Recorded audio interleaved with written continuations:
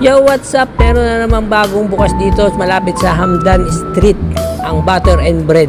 Nakaraan, nag-buy one get one to kasi 3 days sila nag-buy one get one kasi nga opening. Eh, hindi ko na nakita.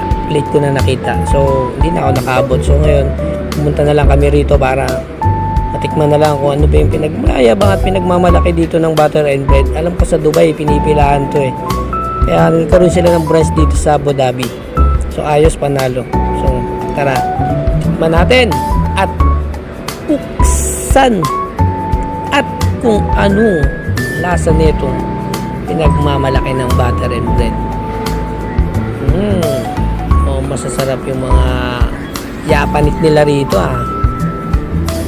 mga itsurain pa lang. Saan nakita yung mga presyo, medyo okay naman, affordable naman yung presyo, puro naman, baga sakto lang sa mga budget natin.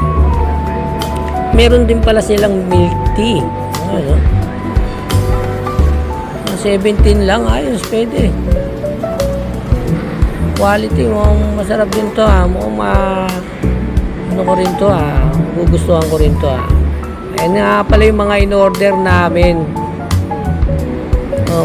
Panalo, di ba? Gastos lang pala namin dyan, siguro na sa 40 dirhams lang, ganun.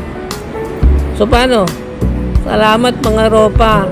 Sana bisitahin nyo tong Butter and Bread. Sulit. Panalo to. Let's go. Sa susunod na vlog ulit, hanap tayo ulit isang mga quality dito sa lugar ng Abu Dhabi. Salamat.